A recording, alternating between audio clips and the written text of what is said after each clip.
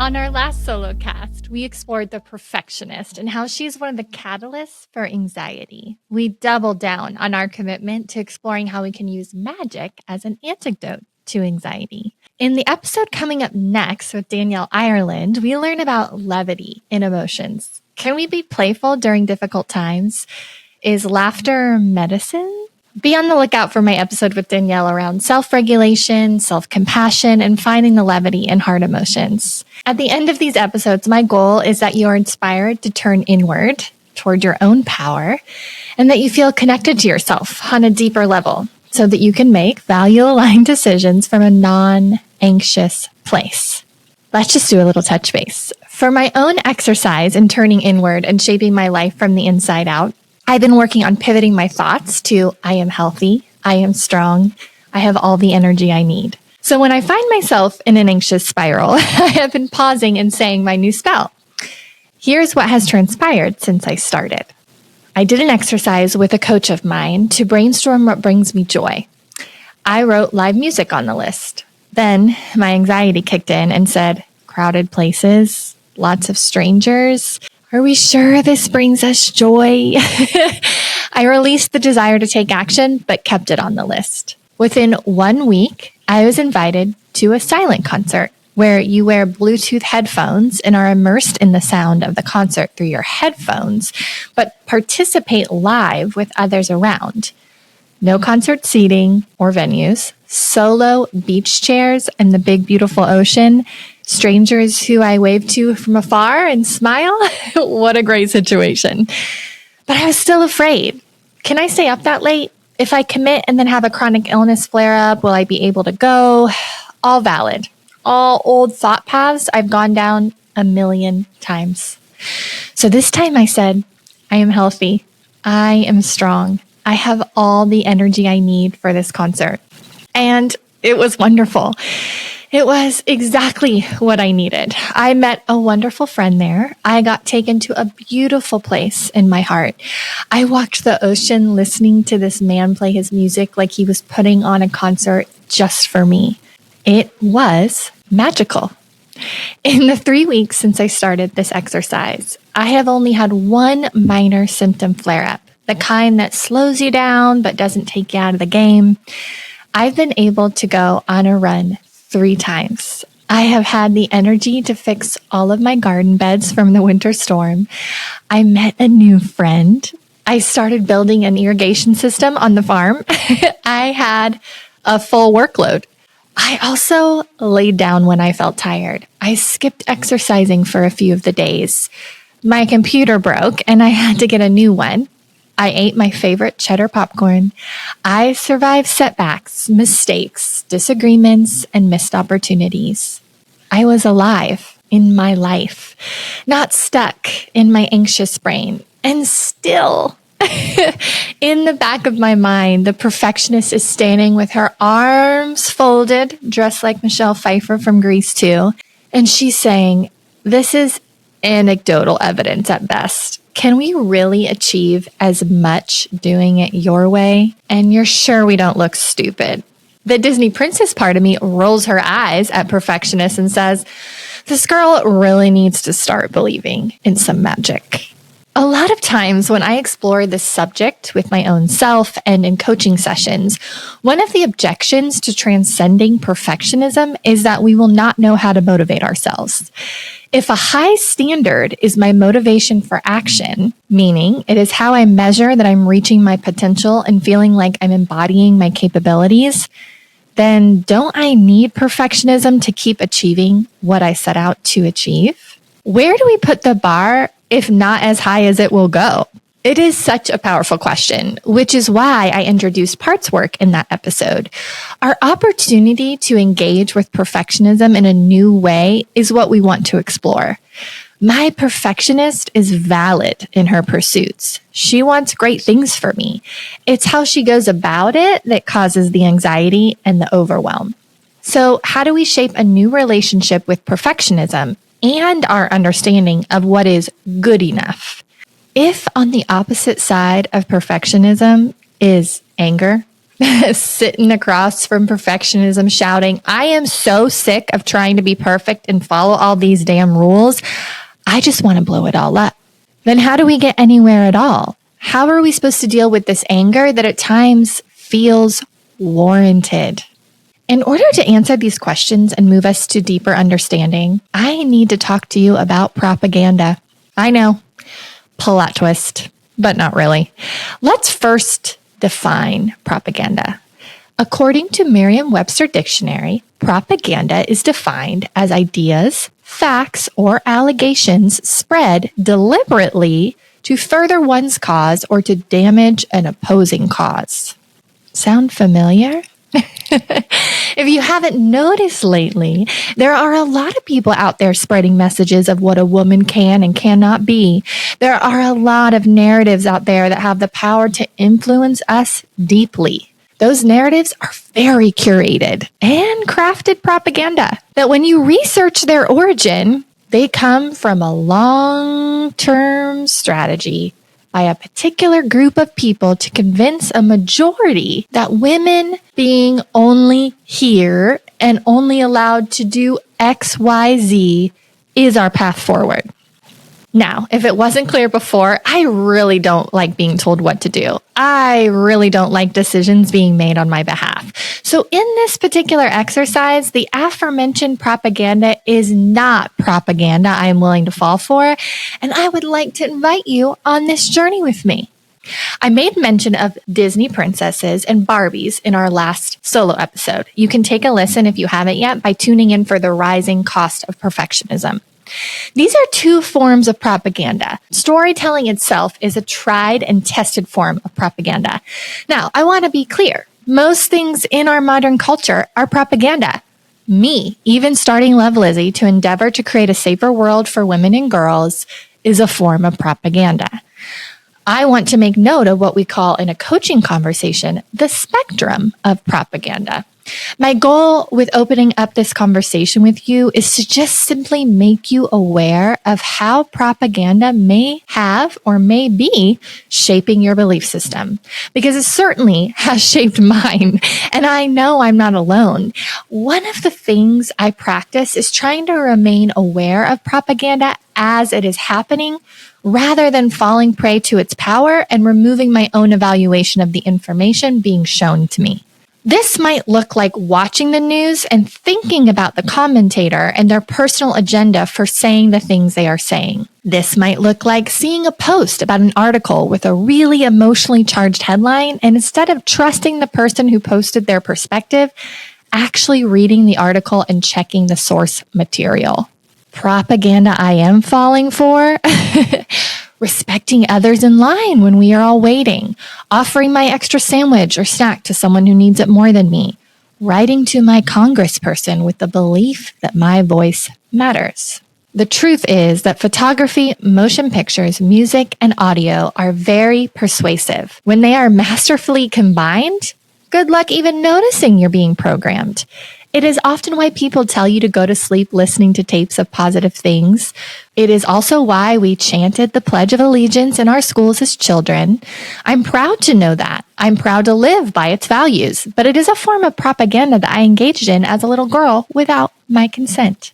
For the sake of this episode, we're going to stick with a mainstream form of propaganda: movies and television. For this exercise, I'm going to use the Buffy the Vampire Slayer television series as our example. Before I get into one of my favorite characters on TV of all time, I want to connect the dots between perfectionism, anxiety, and propaganda. When I explore my perfectionism more deeply, it invites me to ask what imagery I'm using in my imagination to create the expectation of what is good enough or what is perfect. It is why I used Barbie as an analogy in the last episode. There was a programming that came with engaging with that brand. Did the creators of Barbie movement want to control little girls and make them want to be perfect and want to be Barbie sized and spend their money on things instead of an education or an adventure or, the pursuit of the Nobel Peace Prize? I don't know. I don't know them. All I can say is that playing Barbie and making the perfect Barbie house on repetition as a little girl definitely created distinct imagery in my mind that I have since noticed is the bar for my expectation of my life and myself. So, when we are looking into our anxiety and asking ourselves about how we are motivated and what gets us out of bed in the morning, the question is, what images are we using for that motivation? Because my brain works in motion picture. When I play a movie in my brain, it hijacks my nervous system, elicits an emotion, which then has the likelihood to influence my behavior. Ever seen those Sarah McLachlan animal commercials? Like, need I say more? If imagery can be a form of propaganda, don't we want to choose for ourselves what movies we are playing, what emotions we engage, and ultimately how we choose to behave? Yeah, that'd be great. That would be great. Then, when examining our own internal imagery, we want to ask ourselves some questions. Where did these images come from, and how do I feel when I see them? Are these images something we can achieve without harming ourselves? Is what I see in these images actually sustainable? As an example, is it sustainable to have a Barbie body? When we found out that the measurements for Barbie were actually a dangerous precedent to set for women, did we change our expectations of ourselves? Or was the programming and propaganda already so ingrained that it is extremely difficult to shake? According to Margot Main, a clinical psychologist and founder of the National Eating Disorders Association, in her book, Barbie would be 5'9", wear a size 3 shoe, and have 39, 18, 33 measurements. In the Slumber Party Barbie kit, she came with a bathroom scale permanently reading 110 pounds. Babysitter Barbie, on the other hand, carried a book called How to Lose Weight. Inside the book were the words, "Don't eat." In fact, at her current weight and height, Barbie would have a body mass index of 16.2, making her severely underweight and likely anorexic. That's kind of alarming, right? It definitely makes me want to explore how the images and propaganda are informing what I think about myself and how I spend my time. If propaganda is here to stay, and it is not all evil, my argument for us is that I want us to be able to choose the propaganda we want. Rather than being constantly manipulated by other people's agendas, especially when some of them are actually deliberately emotionally manipulating information to control you by making you feel afraid or vulnerable, and then convincing you that they can ease your pain or make everything great again. This just in. Here at Love Lizzy, we do not encourage outsourcing your safety and stability to an external power. We work to equip ourselves and all women with what they need to honor their needs and get what they need in any scenario. What the heck does all of this have to do with our rage? Well, as women, they have worked to try to program us with propaganda to deal with our rage in a certain way. Most of us were told not to have anger at all. It is ugly. It is unladylike. It comes off as bitchy. No one likes an angry woman, they say. But what does that mean for us when we see things happening in the world and the most natural response is anger? My anger and rage are information. They are like a Batman signal system that I have learned to acknowledge. My rage might offend others, but it is just a natural emotion for any human. I'm not unsure why it is here. I don't find anything wrong with it. And what is important to me is that I get to channel that anger and rage in a way that works for me. So how do we do that? Okay. When I was 11 years old, Buffy the Vampire Slayer premiered on my television. This was also the year my mom was diagnosed with breast cancer. Before that, she was very mindful of what I watched on TV, but as life got more complicated, I started spending a lot more time by myself. I remember going to the dollar store to buy a tank top so I could wear clothes like Buffy every Tuesday when I sat down in front of a very small TV on the phone with my elementary best friend, Amanda, only talking during commercials and analyzing the episode. I can still hear my dad walking through the rooms of our house yelling, "It's Buffy!" like a sports announcer, because that is how much I loved it. I could not believe there was a girl not much older than me, who had these super strengths. She was so strong. She was so determined. She was so sure of her mission. She was also plagued by it and lonely and scared. But more than those things, she was honored and supported by her mentor for her gifts. She had learned to use her rage as strength. She took on challenges beyond what people thought she was capable of, and she fought the good fight. She was there to protect and uphold the safety and stability of her community. Buffy shaped me. She shaped me into a woman who could believe she was strong, that she could stand up for herself, that if she saw something wrong, she could do something about it. She stood for something. She had a swagger, an inner knowing, and I recognized something in her that I also felt in myself, a self-assurance, a desire to know I can count on myself. A yearning to stand for what I believe and not waver on my beliefs, even when I feel vulnerable and outnumbered.